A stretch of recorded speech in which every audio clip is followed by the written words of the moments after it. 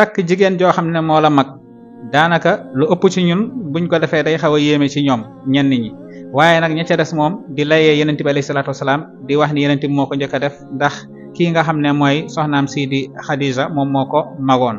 muy lay wu wér te dëgër waaye maa ngi lay xamal ni loolu du yonent bi moo ko njëkk a def wala boog du yonent bi dong moo ko mës a def lu ëpp ci saxaaba yi seeni soxna ñoo leen magoon naa la ci jox tey ay misaal ku ne xam nag kii nga xam ne mooy Zayd ibnu Xaarisa nekkoon ba yàlla yonent bi alayhi salaatu wassalaam ak doomam ji di Usaama Zayd ibnu Xaarisa soxnaam moo ko magoon kan moo nekkoon soxnaam nga xam ne ñu bari ñu ngi dégg Zayd ibnu Xaarisa di dégg Usaama waaye xamuñu kuy wayjur wu jigéen Usaama ak kan moo nekkoon soxna Zayd ibnu Xaarisa muy borom histoire boobu nga xam ne mooy mennum saxaab bi nga xam ne turam ñëw na ci alquran def nañ ci moom vidéo ku dellu ci compte bi di nga ko ci fekk Zayd ibnu Xaarisa soxnaam moo nekkoon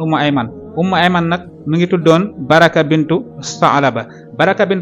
nag jaamuk Abdullah ibnu Abdul Muttalib la di wayjur yonent bi ginnaaw ga la ko yonent bi doon ne ci baayam kon Ummu Ayman mii di Baraka mun nga ne jaamuk yonent bi la waaye yonent bi def koo goreel may ko ki nga xam ne mooy Zayd ibnu Xaarisa nga xam ne mbaa yàllam la woon moom yonent bi suñu yaa Xadiisa moo ko mayoon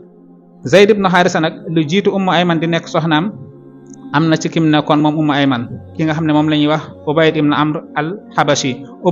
al-Habashi moomu moo nekkoon jëkkëru Ummu Ayman mi nga xam ne yonent bi fonkoon na ko lool ba daan na wax ni Ummu Ayman ummi ba'da ummi Ummu Ayman mooy sama yaay ginnaaw sama yaay comme ni mu ko doon waxee ci Fatima bintu Asad mi nga xam ne mooy wayjur wu jigéen Seydina Ali ibn Abi Talib Ummu Ayman ba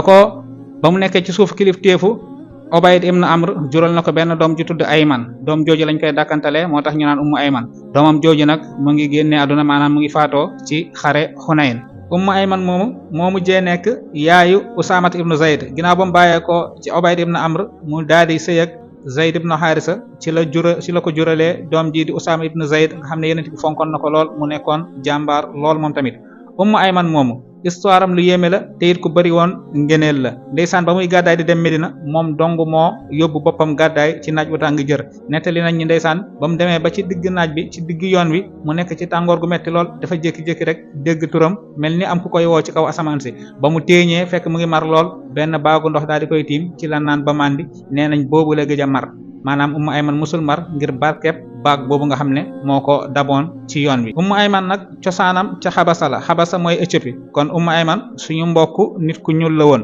ba noppi it dafa bokk ci jéebéer maanaam jaam yi nga xam ne ñoom lañ jàppe woon ci asxaabul fiil mooy Abraha ak ñi mu àndaloon Ummu Ayman ci jéebéer yooyu la bokkoon looloo ko bàyyi Makka histoire boobu ku ne xam na ko muy sababu nuzulu suratul fiil Ummu Ayman